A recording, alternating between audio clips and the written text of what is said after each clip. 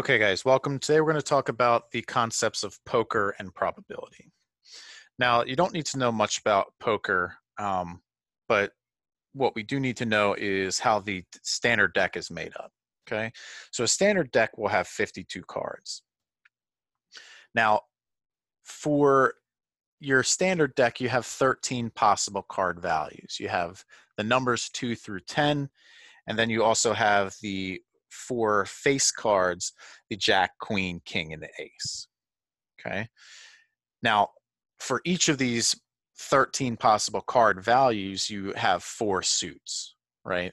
So, in other words, you'll have a set of 13 possible card values for the suit spades.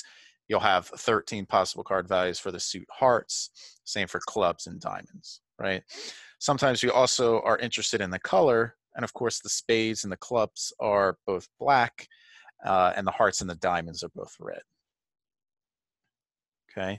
Now, if you choose 5 of these 52 cards, that would be considered a hand, right? Now, the order is not distinct for a hand, right?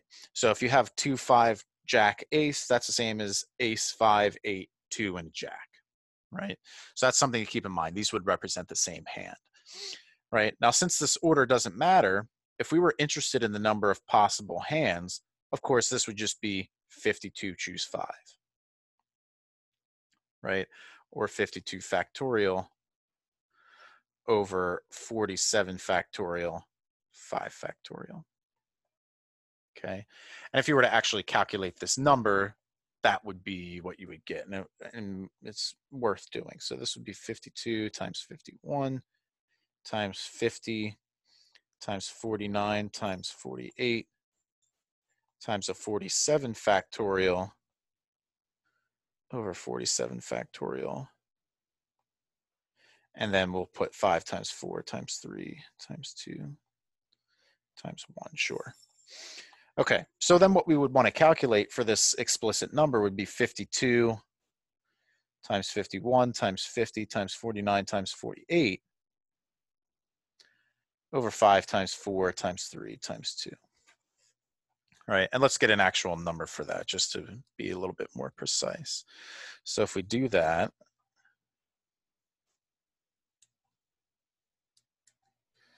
okay, in the top, we're going to get this 311875200. And then we're dividing that by 5 times 4 times 3 times 2, which is a 120. So if we divide these, whoops. I want to divide by 120. It looks like we get the total number of possible hands is 2,598,960. So that's how many possible hands there are, right?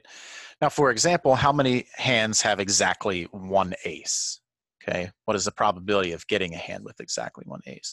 Well, first let's figure out how many hands have exactly one ace, right? So how many ways can we count this? Well, first of all, there are 4 aces, and I need one of them.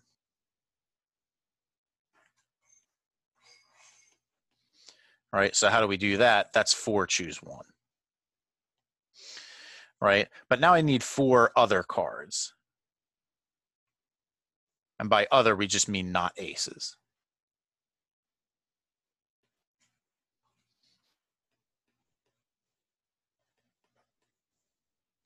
Right, and these, of course, can be any suit. Right, so what I would do is to pick the other 4 cards, I would need to do something like a, let's see, so a 51, not a 51, sorry. Once I take the 4 away, I would have 48, choose 4. Right, so then, of course, the product of these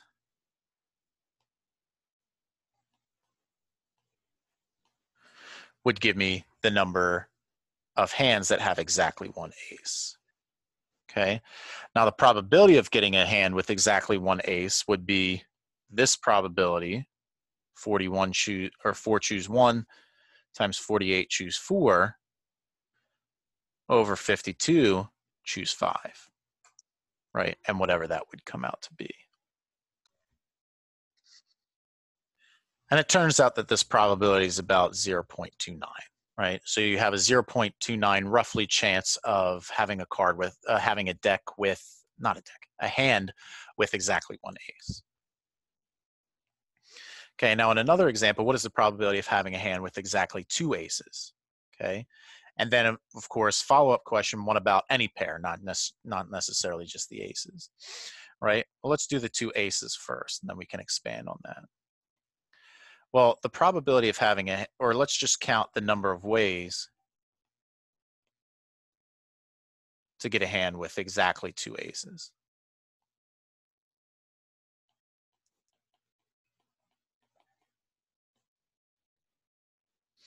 Okay, so the number of ways to get a hand with exactly 2 aces would be similar to before. Now I have 4 aces and I'm going to choose 2 of them. And from the remaining 48 cards, I would choose 3. Right? So of course, the probability of doing this would be 4 choose 2 times 48 choose 3 over 52 choose 5. Right? And of course, whatever that comes out to be would be some gross number. Now, what about any pair, not just necessarily an ace? So now I would also need to choose the suit, right? So I'd also need to do something like a 13 choose 1 to choose the suit. Sorry, not to choose the suit, to choose the value. And then out of 4 of the same suit, 4 suits for the same value, I should say, choose 2 of the pair that you want.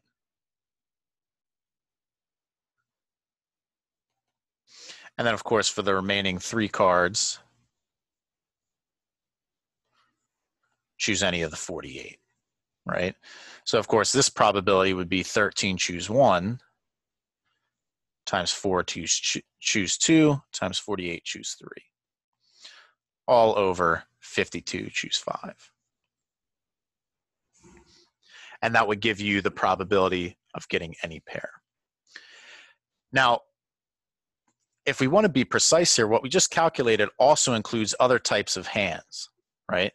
Because if you have one pair, there's also additional types of hands that you could be dealt. You could also be dealt 2 pair, right? We're not excluding 2 pair here, because what if these 3 other cards that we chose of the remaining 48 happen to be a pair in there, right?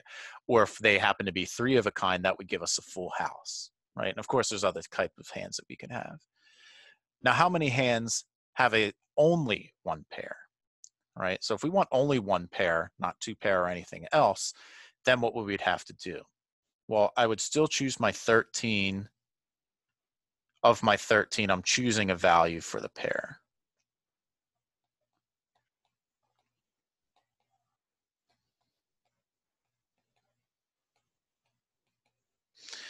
And then I need to choose, of those 4, choose the pair.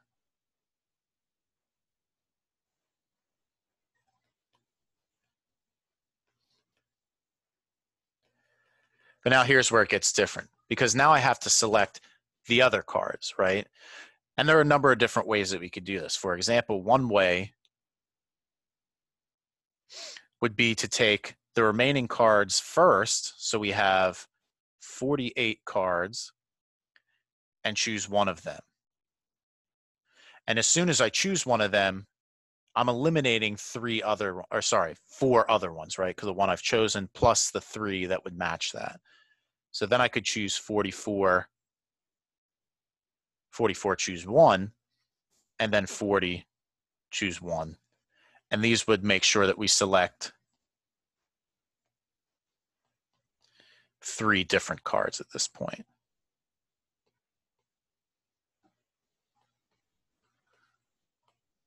And this would be the number of hands that have only 1 pair.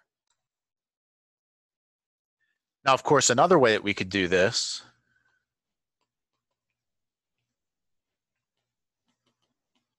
is to still have our 13 choose 1 4, choose 2. But now of the remaining 12 card values, right, so let me just indicate this is the same as before. What I could now do is of the remaining 12 cards, or the remaining card 12 values, pick 3 of them.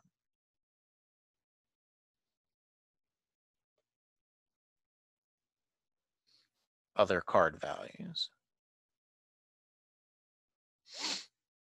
Okay. Now, of those remaining 3 cards, I have a choice of 4 suits for each one, right? So I'd take 4, choose 1 suit, and I need to do that a total of 3 times, 1 for each card. Choose a suit for each other card.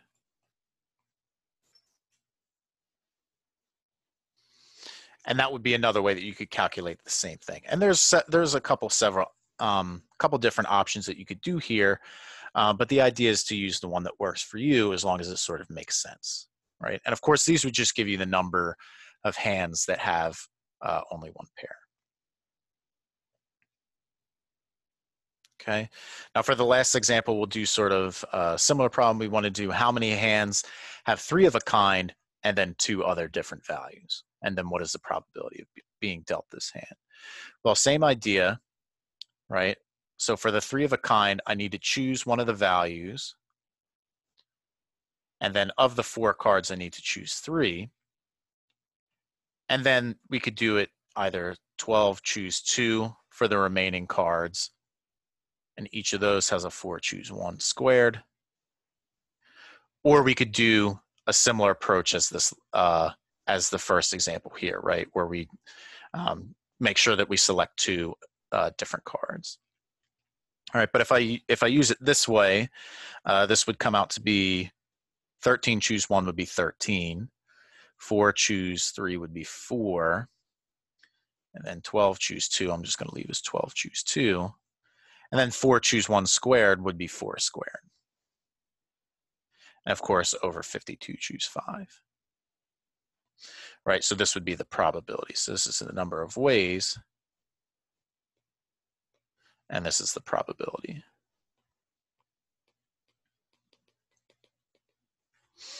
All right, so those are a couple examples with poker hands.